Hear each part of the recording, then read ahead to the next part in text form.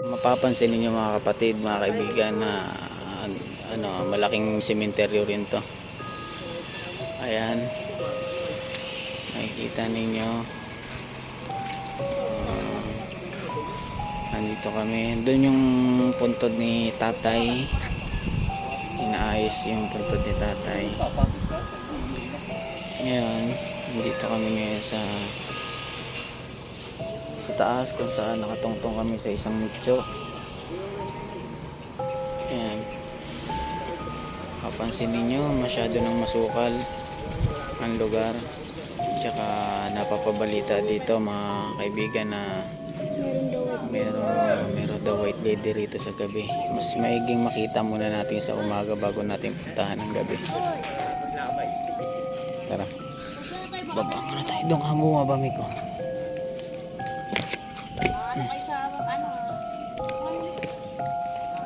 Ayan. Pupuntahan natin ito mamayang gabi para malaman natin kung anong itsura nito, kung totoo nga bang merong white lady rito sa lugar na to. Ayan. Ito na. Mahirap yung daanan. Ayan.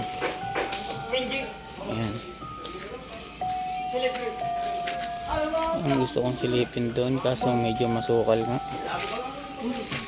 Hindi ko, doon ka na. Doon ka na.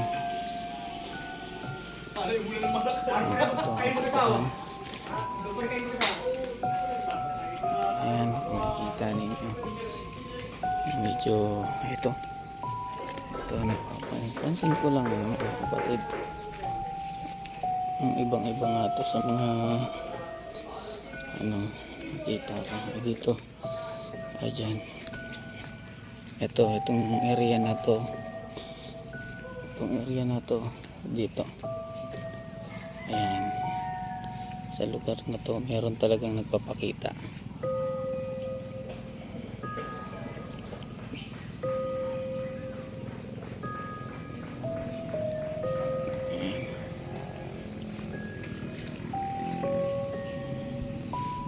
Magandang umaga sa inyo mga elemento na nanirahan dito. Hindi po ako naparito para manggulo sa inyo. Nag-explore lang po ako. Huwag niyo po ako sasaktan. Naniniwala po ako sa inyo na nandito kayo nagbabantay sa lugar na to. Sige, aalis na po kami. Kaya napakaganda, napakalinis ng lugar. Malulusog yung mga halaman, ganun. Ay, dito na ako dadaan.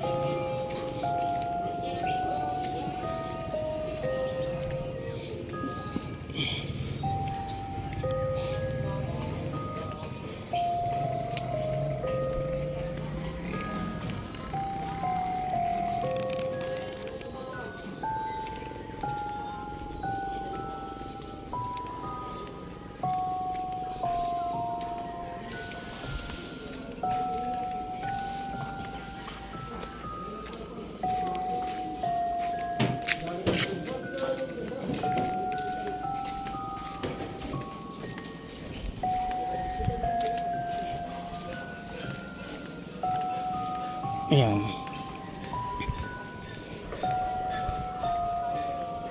Okay.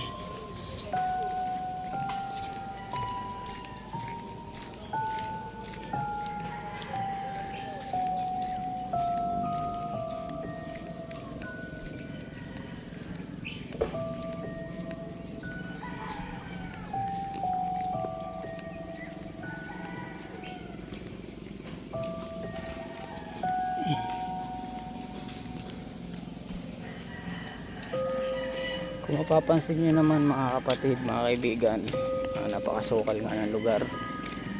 Maraming mga kakahuyan, maraming mga bamboo, pero ligid sa kaalaman ko, napakaganda ng lugar, mamamayan nila, napakagalang ng mga tao. Yan.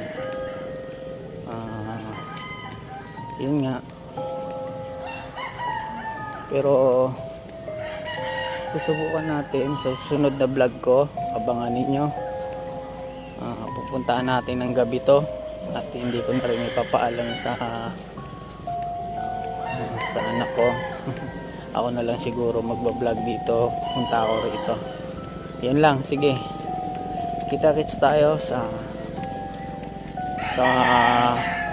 part 2 ng video na to. Peace out.